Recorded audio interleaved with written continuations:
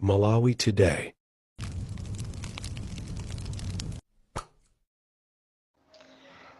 Kodi zinthu zina zimene pake mukamayankhula muziganiza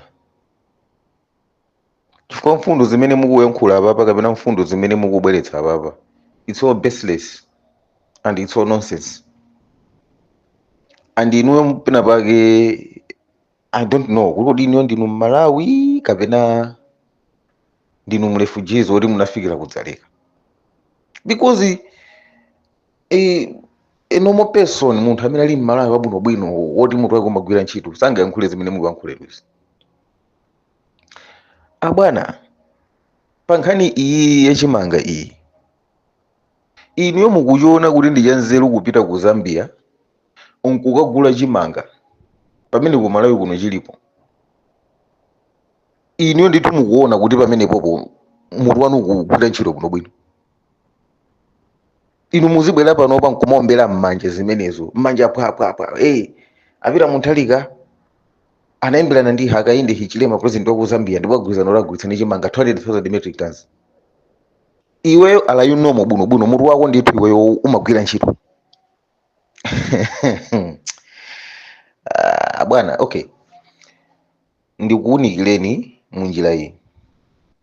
Kugula katundu kumayiko akunja zimafuna forex.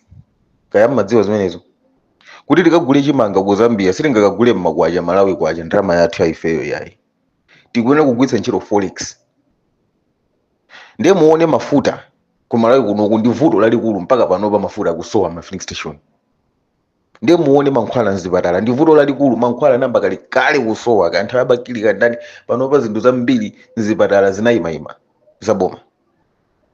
Taona ni fertilizer tikunena pano tsogolo la fertilizer sili kudziwika, tsogolo la ujeni la fertilizer subsidy kuti amene akhoza kulandira fertilizer wochipitsitsa ndi anthu angati, kuti pachitika zoti palibe munthu amene akudziwa, kapena kuti fertilizer uja nkati afika 50,000 yafika liti, palibe amene akudziwa.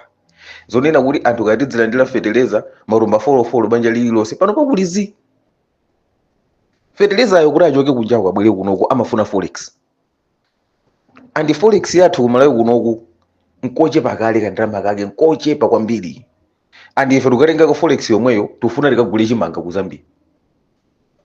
Yeti ku Malawi kunoku alimi athu amene analima pa contract yogwiritsa ntchito mega farms awawawa ndi boma lapita lija dzulo anenetsa poyera kunena kuti chimanga linacho chambirimbiri choti boma likhoza kugula nkulephera. Why are we wasting our forex nkumakagula chimanga ku Zambia pamene amene tili nawo kunoku alimiwo tikhoza kugula chimangacho pogwiritsa ntchito makwacha nkuseva ma forex? Can't you think? Zina zipena pake zimafunika kukhala basi nkulingalira osamangobwera apa nkumangombera m'manja zilizonse ndizopepera zomwe. Lifike timakuwuzani kutena kuti an 85 years old person cannot bring a change mdziko, sizingatheke. Nkhani zake ndi zimenezi. Munthu wa zaka 85 inu mumutenga mumuyika pampano and you expecting kunena kuti ma decisions azichitika olongosoka pamenepo. Tikunena kuti ukagula chimanga ku Zambia zikufunika forex imene ku Malawi kuno kuti mavutikira each and every time. Panopa tikulowa season iyi ya mvula ndoti panopa forex yathu yachepa kale, and tikufuna tengebe forex tikagule chimanga ku Zambia. Yeti alimi athu ku Malawi kunoku chimangacho ali nacho. Bwanji osatenga ndalama makwacha kugwiritsa ntchito makwacha tagula alimiwo chimanga alipatse.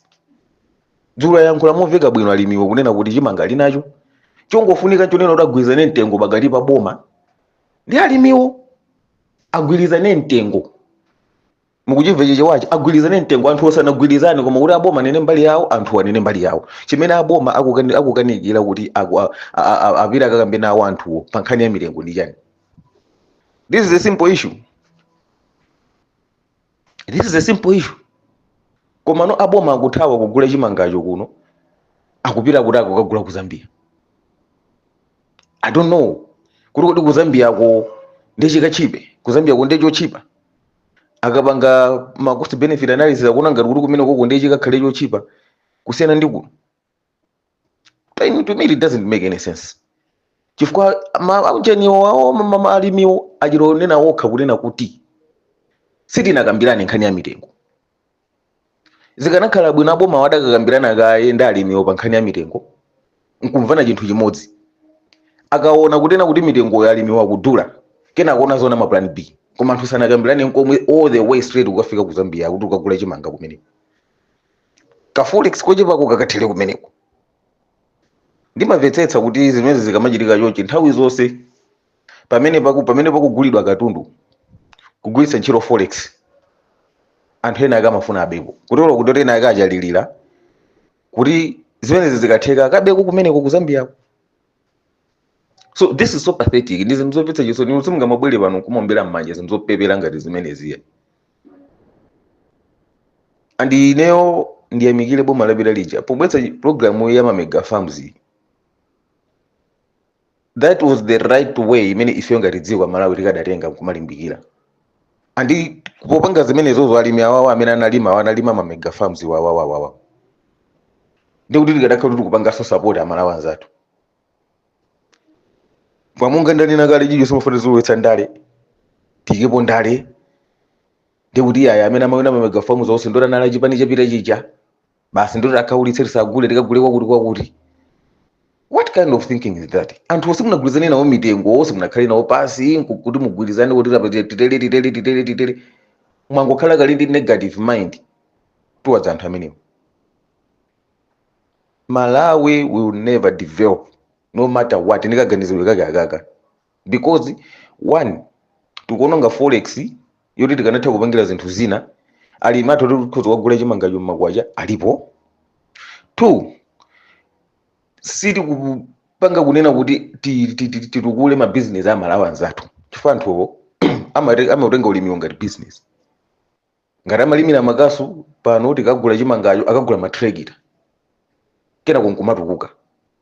Koma siti kufuna kuti tipange zimene zozo m'malo mwake tikutsata njira zathu za ife zimene tikhoza kuti tikagula chimanga uku tikagula uku ngati pakula forex tibapo pamenepo kuti japo. Malawi will never develop. Sitidzatukuka mpaka kalekale lidzakhala mphawi mpaka na kalekale. Tanyiwa izi zilibe ntchito izi sizikuthandiza iyayi. Misonkho imene imapita ku State House si anthu a DPP iyayi. Ndipo ndalama zimene zimathandizira ku State House sizimachoka m'mathumba mwapita muthalika kapena inu achina Tanyiwa kapena achina Boni Kalino kapena Bakiri Muzi TV ayi zimachoka kwa anthu osauka. Amalawi ake ifeyo ametikuyankhula ife. Chifukwa inu achina Tanyiwa zanu munalandira kale. Mumati mumapanga ganyo kuti mukauza amala mukapanga propaganda kuti anthu asavote chipani chimene akuchifuna ndiye mukawinisa chipani chimene mukuchifuna chimene chimakupasa ni makopi. So pano izizi amene mukuyenera kuyankhula si inu Tanyiwa iya khalani chete. Ngati ku State House kwa unongedwa ndalama zitengedwa za Malawi ukasegulani ukakhozedwa ku State House iko palibepo nkhani apa. Nkhani muzikumbusa malonjezano apita muthalika amene analonjeza nthawi campaign. Iwe Tanyiwa uzibwa pano zauza ndinoti apita muthalika adalonjeza zakuti bwana sizikuteka.